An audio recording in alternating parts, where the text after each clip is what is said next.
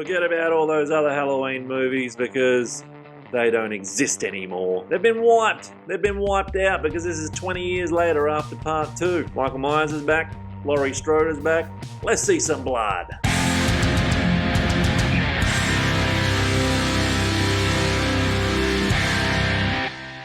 What's going on? Welcome back to the channel. I am Rob and we're doing H20 20 years later. Halloween H20 20 years later. This one came out in 1998, directed by Steve Miner, and I was lucky enough to see this at the cinemas when I was a youngster. And I gotta say, I fucking loved it when I was a teenager. I fucking loved it back then, but maybe not now. Now, Steve Miner, he's directed some bangers in the time. 1985 House, one of my favorites.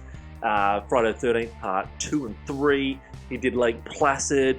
He did Warlock. He's done a few fucking goodies, but he's done a whole heap of fucking dog shit as well on my books there. I don't fucking want to watch a lot of his other ones. But H20 had a good concept and a good idea. They really wanted to get rid of all that middle shit that they did do of the Halloweens and try again with Laurie Strode coming back.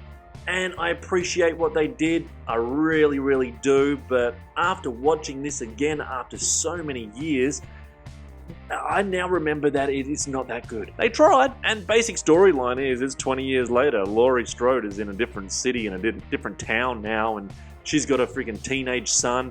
She's working at the school. She's changed her identity. Michael Myers is back. Basic storyline. Easy.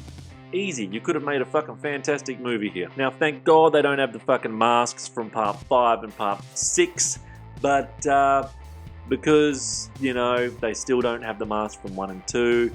It's very similar, but it makes him kind of look a little bit anorexic and skinny, but it's still better. It's still better. And the start of a horror movie for me is very important, the start of a horror movie, because it sets up the whole story and what this whole movie is going to be about, and just the feel of the scariness. And this was just a cheap, wasted opportunity, this beginning of this movie. I really do think so.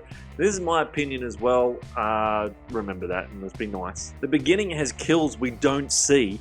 Yes, less is more, but we don't see them, which sucked. Just see a lame slit throat. The slit throat looks stupid. It looked like a rushed filming job just to get this done and make some money with the horror genre going now again, because Scream had been so successful. Let's bring back some old school ones. This is my personal opinion. But we get our 20 years later story, and it's good. It's easy to tell. It's easy to tell, and it's a good story. I have no problem with the story at all. We have a new bunch of teens to kill. So we got Laurie Strode's kid and his friends, and why not use good looking teens that are up and comers that everyone loved at the time, and LL Cool J, whatever his name is,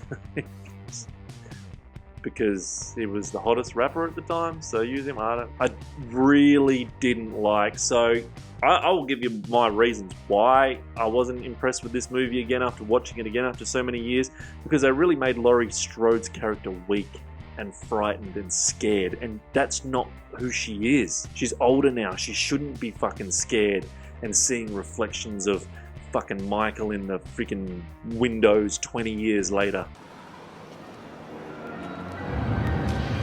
Oh. And I gotta say, the first half of this movie actually is pretty slow. Go back and watch it. It is actually very, very slow. The whole Michael Myers from a distance, standing in backgrounds and all that, has lost its scariness in this movie. The feel of it has lost its scariness. It's just not scary anymore, and it tarnishes the first 2 movies by using it again and doing that again. They could have gone whatever he wanted to do. He could have made this fantastic. The story does finally develop after a fucking dragged out first 1 hour, which is pretty dragged out, where Laurie's son and his girlfriend and mates, they ditch camp and then they stay at the school to drink and hide. We're developing and we're finally getting somewhere, and I think this should have been after the first half an hour. I think the first hour was way stretched out and boring. It really was. This is where we start getting somewhere, and this is where it starts getting actually pretty good. Pretty okay. And with 30 minutes to go of this movie, nothing has really happened except those first 3 kills that we didn't really get to see, that were shit and lame. So 30 minutes to go of the movie, and you've only had the first start 3 kills. Come on, man. Come on, you directed Friday the 13th Part 2 and 3. You made a murder fest, and now you're taking this one slow. And when we finally get our 4th kill, it's just another flop. It's just another flop. It's a found body pre-killed for a jump scare. It's very underwhelming. Very, very underwhelming. And then the next kill is a simple stabbing 3 times in the back. Like, put the camera on her face and show her screaming and show her in pain or something like that. It was just very, very poor. There is a cool moment when Laurie and Michael finally come face to face through the door there, and no words spoken was needed, and that bit was actually perfect. It told the whole story when they first see each other.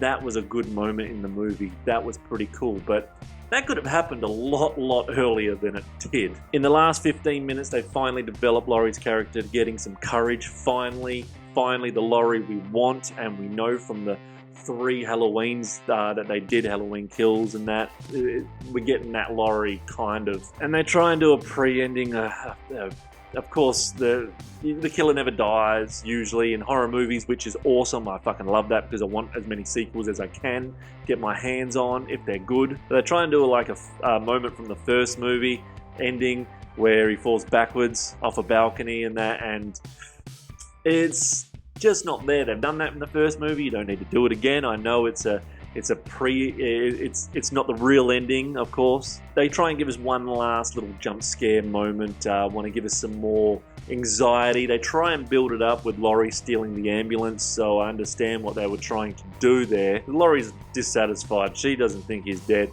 She crashes the ambo, wedging Myers in between the ambulance and a tree, and she finally finishes her story by the blood popcorn best kill of the movie. You lost your head, cunt. And bang, it just finishes like that. And it's over. 6 weak kills and a beheaded Michael Myers. Well, until you watch the next one. But yeah, beheaded Michael Myers, and it's done. My verdict on this one is, and I'm sorry if you do love it, don't hate me in the comments, but this movie is shithouse. I do not like this movie.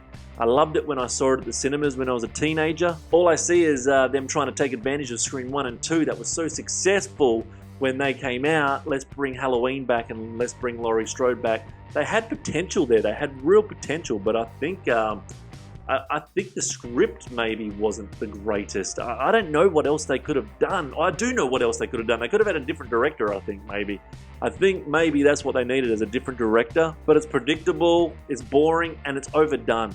It's overdone, and it's everything that we've seen before in all the other movies. They did nothing different. Not like the 3 that they re-brought out with Halloween Kills and that, and Halloween Ends. They were fantastic.